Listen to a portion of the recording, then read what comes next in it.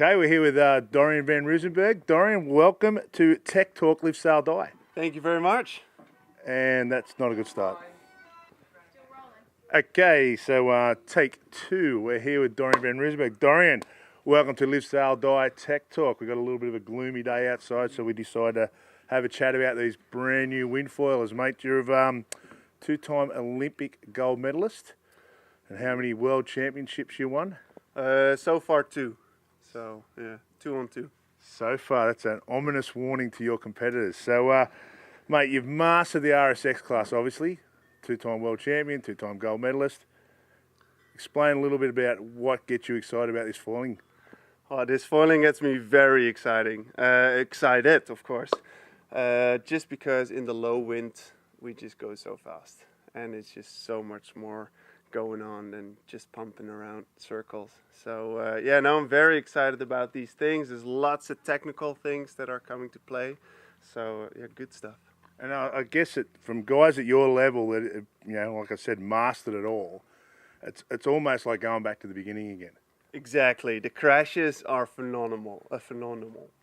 That word, yep. Phenomenal. Wrong with that. Yeah. Yep. So yeah, you dive into something new and you have to start from scratch. You know, you have a fair idea what a boom is and those kind of things. But yeah, the crashes and then the steep learning curve is very impressive. And I noticed your training camp partners, you got a lot of them here in New Zealand, which is awesome to see. They all seem really excited about getting out on the foils. I think you do a bit of training in the morning on the RSX. And just can't wait to bust the move and get back out onto the foils. So that's got to be fun. Exactly. Everybody, it's something new, you know, something fresh, and everybody is excited about it. So it gets the RSX done quickly. We now no dicking around. Just wham bam, thank you, ma'am, and then we're out to play. Awesome, mate. Well, thanks for your time. We're going to get another hot shot in your crew up in Kiran Badloe. So thank you very much to you, mate. You can sit back down and enjoy. There's the camera there. Kiran, Badloe. Kiran, how are you? Not bad, not bad. Not bad, not bad. So, same deal, mate. You've got a RSX background. What's your title list control of? I've done okay in two worlds recently, last year and a couple of years ago. But no, I'm mostly just real excited about what's going to come with, especially the foiling as well. Well, what we've seen here so far with a little bit of racing you've done, you seem to have really raised the bar pretty quick. So I think you're the man to chase, no pressure, but I think these guys have got a target on your back. Yeah, I just get lucky a lot, I think that's it. Yeah, I hear that lucky word a lot out of you. Righto, mate, what we want out of you is just explain, you know, simple setup you get on the beach and your time to rig and what you actually look for in the rigging before you hit the water. Okay, well, I'll start with the sail. Here we got a special foil sail. Actually, it's designed by Severn, and they've come out since I think last year and also this year with some special foiling sails as the foiling sail more popular. You can see that it has quite a low cut in the bottom, which is especially good for the foiling because we're not putting the rig back so much anymore. But mostly for foiling, it's just all about being in balance. So everything needs to be balanced. That's with how much downhole you put on, where do you put the harness lines, and how do you play with your outhole. The way I usually set it up is not too much and not too little downhole. So that means that the sail opens and twists a little bit in the top, but you don't want to have it hanging on the floor. And we might just explain that as you go, and I'll go up here to be a prop, but you were talking about it before, how when it's pumping. Yeah. So that as we're sailing and pumping and the wind comes in the sail, you can step on that. So this is what's happening. And if you put more downhole on, you see that the leash would get softer. And with the foiling, because we're doing all new angles then compared to the normal windsurfing, we want that leash to be just a little bit tighter. And then I usually like quite flat sails. So on the boom we have our outhole system, which we can trim as well. And if you release this little rope, it creates a much fuller sail. But you don't... I do notice when you're coming downhill, obviously you go a lot of outhaul off and just... Yeah. So, yeah, it all depends on what course you're sailing, but mostly for the upwinds, we're running pretty flat sails, just to be as efficient as possible, and then downwind, we're looking for a little bit extra power, and the depth and the curve in the bottom of the sail definitely helps for that. So my setups are just super tight on the upwinds, and then as we go down, we just release it all and create that power. And I think the most important part is the harness lines, actually, where you position those, because if they're just a little bit off, you're just going to fight and struggle the rig. So you really need to make sure you have a good balance in. And I believe you're talking like 10, 20, 50 mil at most that you can move and be out of whack. Oh, if you set them up once and they're in the sweet spot, then yeah, from there you're centimeters, not more than 2 centimeters. But yeah, it's the right balance between enough backhand pressure and not too much that you get blown over the rig. So I think that's the most crucial part. Where do you put your harness lines? And you got adjustable harness lines for what? Yeah. So I usually adjust them. I have them one settings for the upwind, and then as soon as the wind goes up and it gets a bit gnarly, then we start lengthening them just to get away from the rig and get a little bit more control. But that's only if we can't control it anymore. So it's just full short on pretty much everything, unless it's getting real windy and wavy. Okay, so you get a punter like me that buys one of these kits off the shelf. What would be your number one tip for them to try and just go out and set up without being too technical? What would you tell them to focus on the setups? Well, don't go too deep into how to set it up, and don't start caring about all the little mills here and there. Just set it up and try and play with it, and try and change one thing at a time, and start off with your harness lines in the right position. And as soon as you found that, then start playing with the downhole. How tight do you want your outhole, and start going from there. But don't overthink it too much in the beginning. Just go out and have fun, and that's what it's all about. We done a little video on you before on your Banging the Corners race, and you're absolutely smoking them through the corners. You're driving a lot earlier than the rest of the boys, and there's no slouches in your training camp. No, there's not. So you've obviously been doing this the same amount of time as the rest of them. So are you just more comfortable in driving early, or are you just happy to give it to it early? Or no, I think I've done a little bit more practice on the jibes mostly. So I'm a bit more comfortable going into the jibe, knowing that I'm going to come out of it foiling, and that's a nice advantage to have, that you can jibe early, know that you're going to come out of it with speed and good angle. Whereas if you can't come out of it with speed, you got to put your bow up and track for a little bit before you get it on the foil again. Okay, so again for the punter that's starting, what's the one thing you should be working on in the jibe? It's actually the easiest thing to do when you're learning a foil jibe is do a super basic beginner normal jibe. You steer away to pretty much that with the wind, and then you start flipping your sail around and your feet, and as you go from there, and if you're on the new side and ready to go, that's when you start continuing your jibe. So a normal old carve jibe on a but design. Break it up in 2 steps, try and go to that with the wind, and then do all your maneuvers, flip the sail, do the feet, and then from there trying to carry out of it. All right, well thank you very much, mate. Hope we got a little bit out of that. Thanks very much for your time. No worries.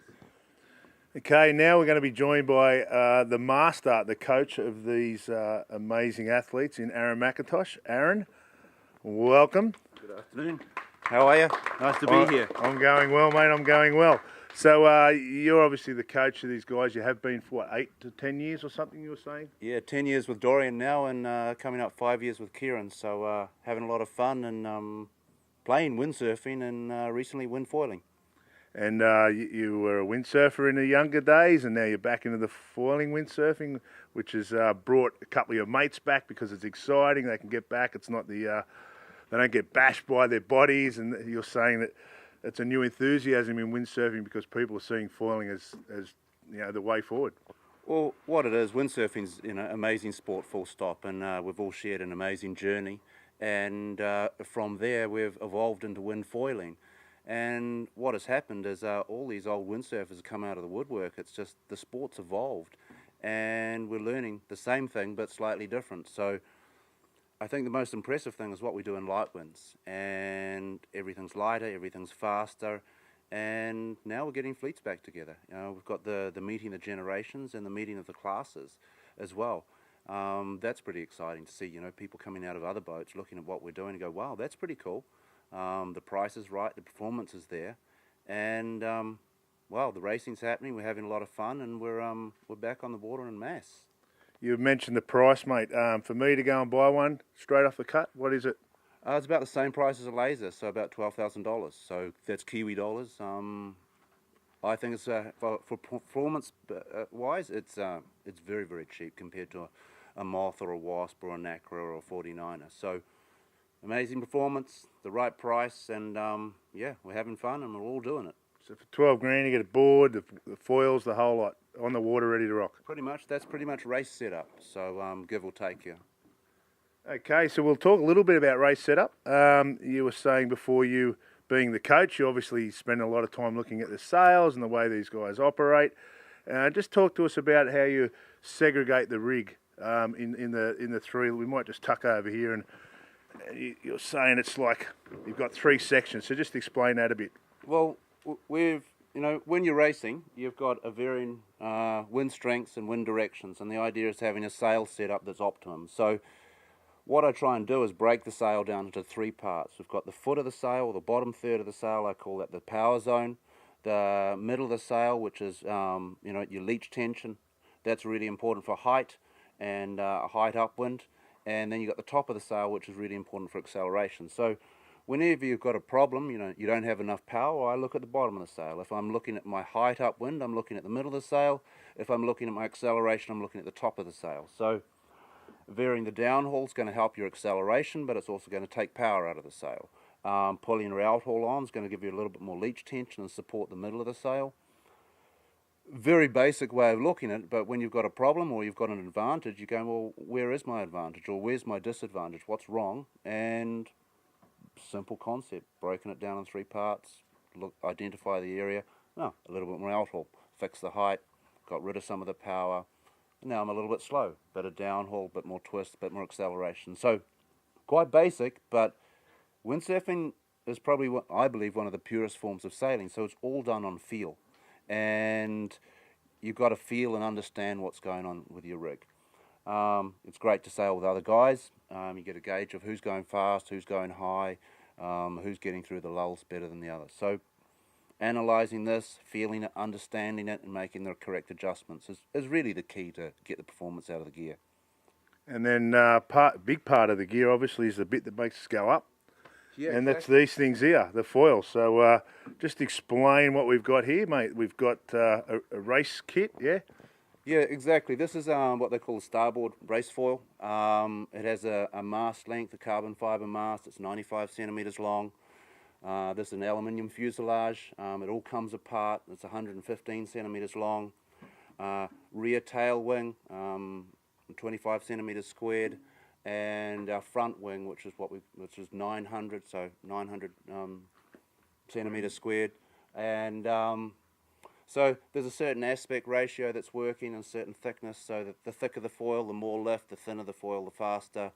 The more span that a foil has, it certainly helps you in the lulls and getting your height upwind.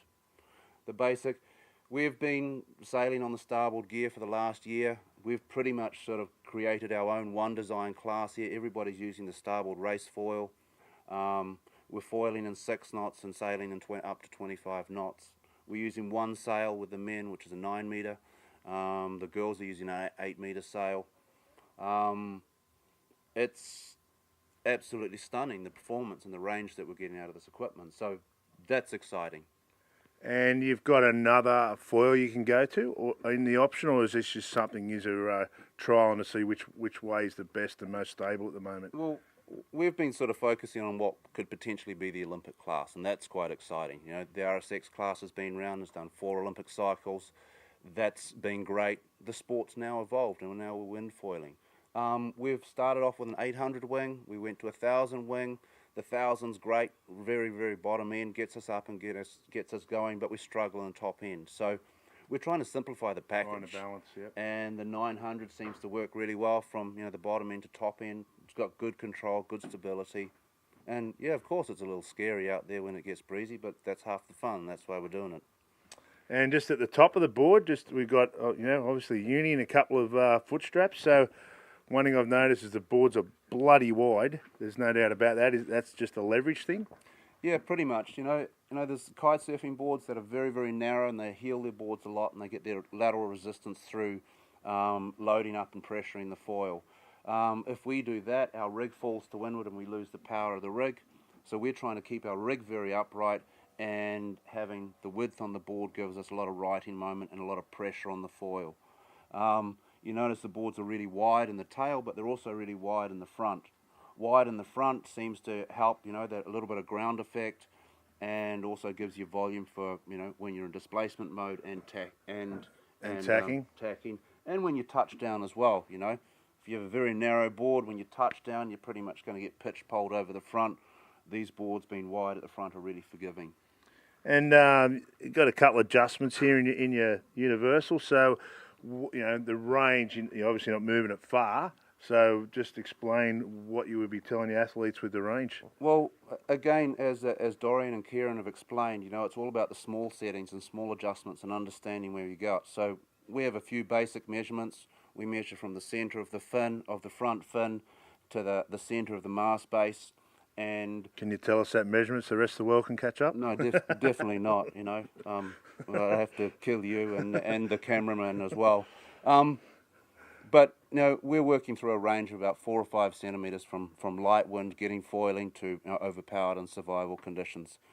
More power with the mast track back, less power, and what that's doing is controlling the weight through the mast foot, and that's, you know, keeping the bow under control. So the faster we go, the more lift, the higher the wind, the more power we have to manage with the sail. So by shifting the mast foot forward, we're depowering the board as well as adjusting and depowering the sail. So as simple as it is, there is a fair bit of tech that you can get wrapped up in, or you can just put the thing together and get out there and have a crack. Well, you know, for the best part, you can get out there and just give it a crack. You can buy this stuff off the shelf. It's hard to come by because it's really popular. This gear's selling really well.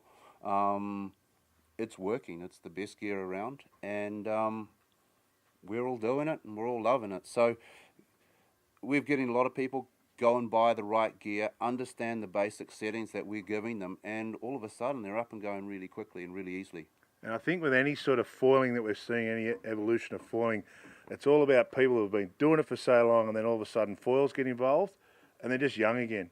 You know, it's just about, you know, it's reinvigorated the sport. There's no doubt about that. Foiling has reinvigorated sailing, because it's gone from a fairly old, mundane sort of sport out there, and now it's really on the edge, as you can see with the big cats in America's Cup and so on and so forth. So, yeah, I'm excited. I hope they get into the 2024 Olympics, that's for sure. Well, I think that's just it. It's, you know, it's attracted a new breed, a new group of kids that want to be inspired about sailing. Sitting in an Optimist, doing 4 knots is not really inspiring, but jumping on a windsurfer, they pick it up in hours. We've got 12-year-old and 14-year-old kids out there racing with us. They're learning the whole time.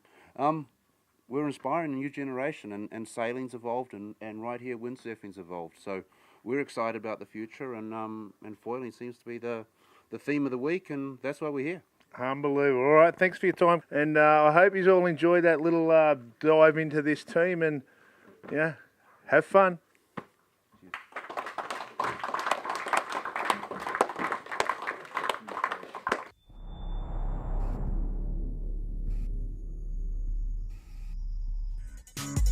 More